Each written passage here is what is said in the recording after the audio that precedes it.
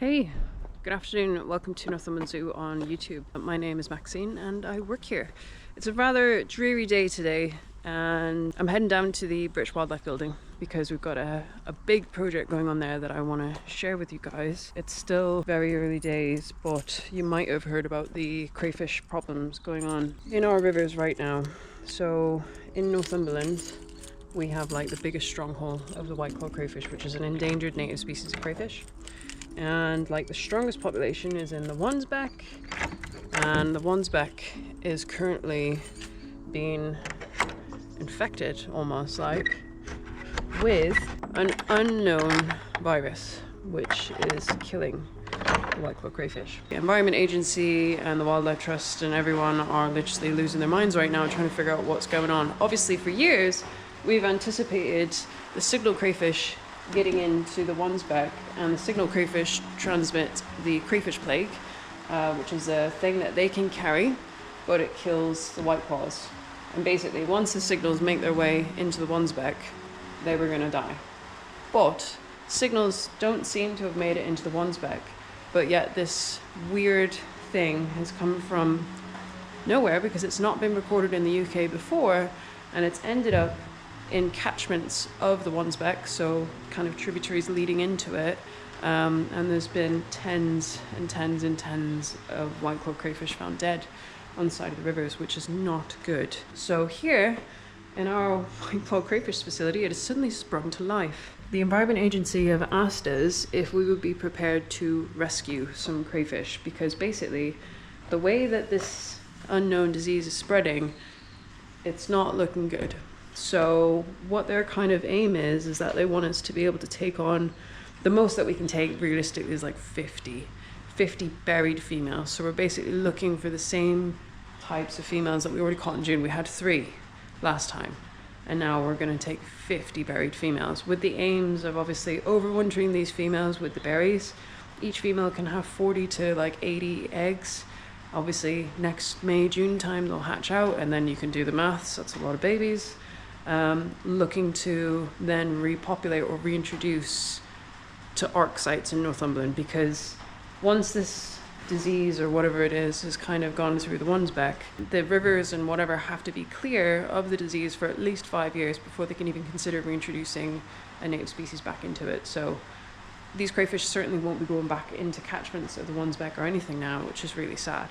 So we're kind of looking ahead, trying to figure out what can we do to make sure that we at least have backup populations here, there and everywhere. But the Environment Agency are still trying to identify where and what is going on. So it's a really worrying and nervous time for our native species right now, because these crayfish, I know they're not very exciting, but they are a keystone species, which basically means that they are vital for the biodiversity of the river habitats.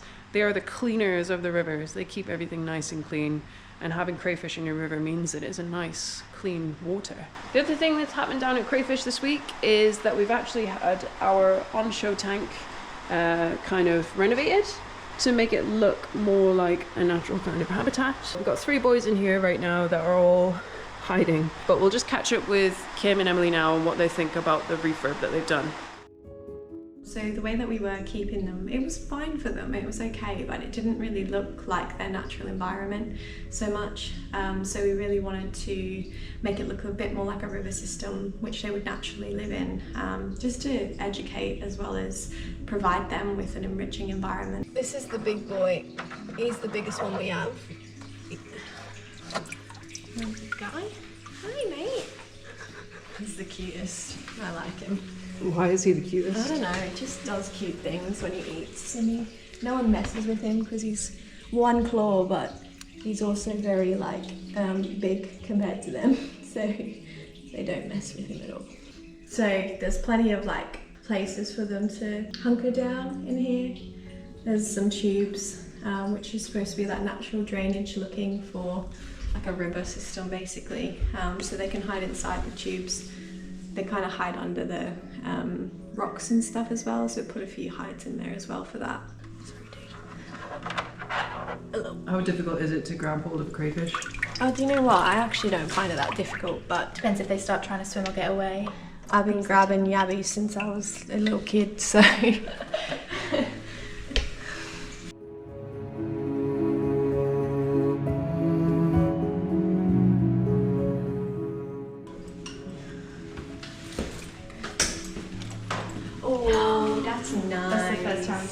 light on. It's nice to see the end result, isn't it? It looks really good. I'm happy with that. So Emily, what do you think about us getting these females in from the wild? I think it's really important. I don't really think that there's much that they can do at the moment, so we're just kind of waiting to hear what we can do to help. So although it's going to be potentially a strain and there's going to be like a lot that we're going to have here, ultimately we're going to try and save as many as we can and do as much as we can. But yeah, I think everyone's just waiting to hear any more news really on what else we can do. And I feel like we've kind of proven ourselves with the group that we've had originally, so fingers crossed next time, second time around, we'll be able to do it really well. As a zoo, your main goal should be conservation. So when we can help, we should. When it comes down to it, that's what we're here for. So yeah, I'm looking forward to it. We're just going to take it every day as it comes, I think, aren't we? And we would rather put in the extra work than have them suffer, or, you know, we want to be able to put that work in for them because they're worth protecting. Yeah, and we've been working hard to kind of get everything right here so that we know how to look after them appropriately, and we're at that like stage where we know what we're doing, and we're in it for the long run. So over here in this stack over here, we have the precious offspring from this year who don't realize how important that they are. We've still got the 3 females, the 3 adult females that we caught, where we got the babies from. And then in each one of these tanks, we've got different life stages of crayfish babies. We were supposed to be putting our 3 females back out, ready so that they could breed again this winter, because obviously breeding season is like now.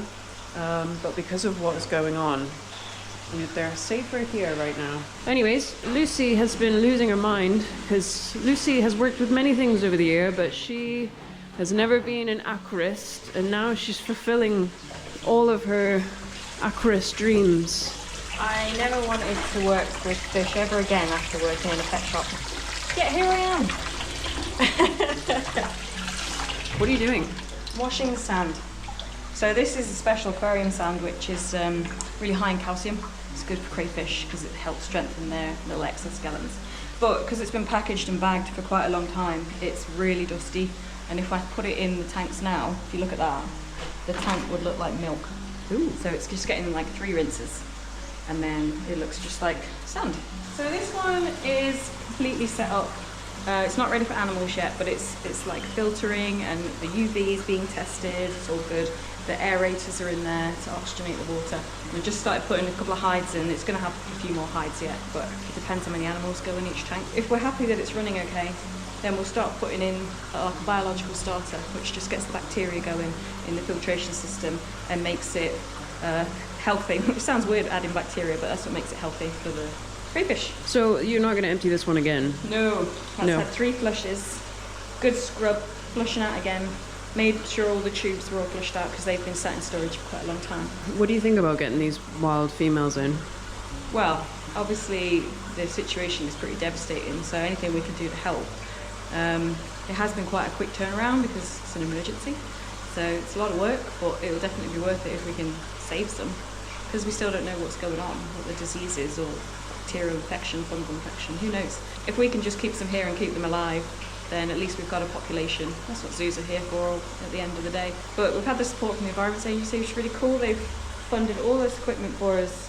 There's not much left now, but everything that goes into setting up the tanks has been funded by the Environment Agency. Why have we got underneath this floss here? Why have we got rainbow tubs loose? Yeah. So because we also don't know what's going on from a disease point of view, and we have our little hatchlings here, we've got our on-show boys, we want to make sure that we don't spread any disease around.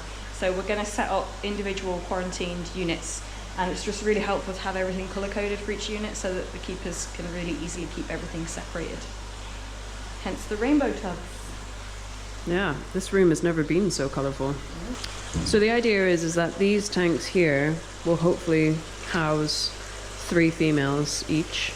They'll obviously need to add some more hides in there, and maybe it's like 2 or 3 females each and then 1. So that's like maybe it's 10 to 12. And then we've got 5 units here. So, you know, we should be able to accommodate 50 females. And obviously, like Lucy says, by having them in different quarantine blocks, hopefully, you know, there is a chance, because I think we're going to be collecting females from various different areas potentially, you know, we could bring in an effective one. And if we can obviously ensure that it's isolated, then there's opportunity there. We can learn so much more about what's going on. Because obviously when the Environment Agency are finding them, they're either dead or like dying. So, you know, if we can have some in captivity, you know, we don't really want to, but if we end up having some in captivity that are infected, we can actually track that progress, see what's going on, see what happens, how long do they last for, you know, is there any kind of treatment that we can give them that might help? I don't know. We're just grasping at straws here because we've never had to deal with this situation before, but obviously, you know, we're the only place in the northeast of England that can kind of help out with these things. It's quite a responsibility, and obviously the autumn time, winter time is like our big time for doing projects. So like we were planning on starting on the snow leopards soon and doing other bits and pieces, but everything's just kind of been pushed back because this is an emergency situation. The Environment Agency were wanting us to take females like this week, and it's just like, you know, you can't just plonk, I know it sounds stupid, but you can't just plonk crayfish in a tank. It's like Luce said, you've got to put this biological starter in. Biological starter is like this thing that starts putting bacteria and stuff into there. So you like seed your filtration unit so that it's got the stuff in that the crayfish need. If you just bring the crayfish in and put them in the water, like it's not good. So it takes at least a minimum of like 2 weeks of you running your system before you can really bring crayfish in. So I mean, that's putting us into early November. We just really hope that it's not going to be too late by then, and all this effort, because this has taken weeks of preparation, of ordering stuff, setting stuff up, you know, and that's one of the reasons why the guys got revamped right now, was because we needed to move them out, hold them in a tank while we redid that and bring them back, because now that's it, they're stuck in that tank now, they can't come back out again because these are going to be, you know, quarantined. Yeah, it's our first year doing crayfish, so like we had a license approved this year, which was amazing, for 20 females, right? That license has been put on hold now and like thrown out the window because we took 3 of our 20 quotas, so we had 17 left, and like less than 3 weeks away we're getting 50. Like, what happened there? I don't know. That's the last thing we thought. We thought we were going to have a nice year just looking after a few hatchlings, seeing what it's all about. And no, here's another 10,000 babies. It just shows you how much has gone into every single tank though. I mean, it's just mind-blowing. Yeah, this is the biggest one, so it'd be nice to get some out of the way because this has taken so long to flush through because it holds so much water. Yeah, so the sand has like, well, 3 benefits really, I suppose. It's got the calcium in it, which is really good for shrimp type animals, like our crayfish. And then they can like burrow down into it a little bit too, because they like to make themselves like a scrape in the ground, especially the buried females.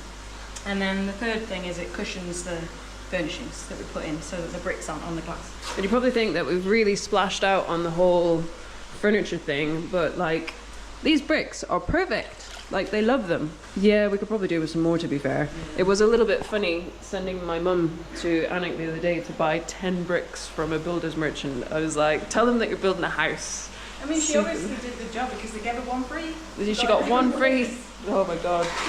But yeah, we probably need some more bricks, to be fair.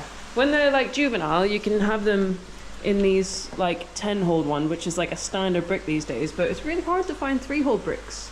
A full adult crayfish kind of fit in these ones, but they love them because it's a nice little hidey hole for them. It's perfect size. So these are bio balls, and these sit in the filtration unit of the sump of these tanks. So this is very different to a fish tank. It doesn't have an actual filtration like unit on it. Instead, it's got this tank at the bottom. Nothing lives in the bottom of the tank. It's just a sump, and it's got these different kind of sections of glass put through. So when the water gets dumped into the bottom, it kind of goes underneath here, and then it's forced through this filter, and then it comes down through the bio balls, and then it goes up through this floss, and then it goes back up the pump and goes up again. And then there's a UV unit that it cycles through before it goes back up, and the UV obviously kills stuff. So these bio balls are specially designed because you can see it's all just adding surface area. So it's basically making the best use of space in this filtration unit to keep the biological starter and all of the bacteria that is good for the crayfish on. So you just get a bag of them and you just contain them inside the sump, and it's good to go.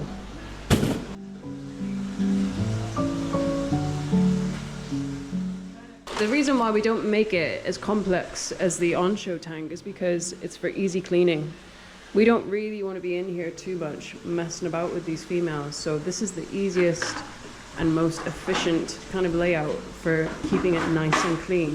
If they get stressed, they'll flip the tails and they'll just ditch all their eggs, which will be a disaster. So that's how you're going to fill it? Yeah, if I was to just let it go into the bottom of the tank, the sand would be flying up everywhere. So I'll just be stood here now for about an hour, filling these 4 up. And I like to fill them up. I know I've like filled them 3 times already and flushed them out, but I like to fill them up a bit in that one, a bit in that one, a bit in that one. Just because they've been empty for a long time, and it's quite rare, but tanks can just explode if they've like not had water in them for a long time. So just gonna take it easy. Yeah, we can't afford to lose one of these setups really, because then that's, you know, 25% of females, less females we can take. Huge time thing. And even how long do you think per day this is going to take someone to look after this setup? I think if we've got quite a lot of females in here and we end up doing 50% water changes every day, it's going to be about 4 hours a day, I think. So I think we might just make a crayfish section, and it'll be a bit tight on the keeper's time, but it's an important one, so we'll make it work. So tell me what the difference is. Why is it that more females means more water changes? What does that mean? Well, the more animals you've got in each tank, the more food we're giving them, and that just means the water's getting dirtier. So we do water tests every day to check the parameters are correct. So we're looking at the pH level, we're also looking at things like nitrates and nitrites, which is the bad stuff in the water. So if that is high, then it definitely will need a water change. But if it's actually okay, we could get away with doing a small water change, or maybe even not at all. So we won't really know until we get them all set up in here and figure that out. Anyways, I know it was a little bit of a sad update, but it's a proactive and what's the word? Hopeful update. Hopefully we can actually do something and achieve something with what we're trying to do here. And we've got the space, we've got the expertise, we've got the setup, so why not? I hope you enjoyed that video. Please do remember to like it and subscribe to our channel to support everything that we do here at the zoo. We shall see you next time.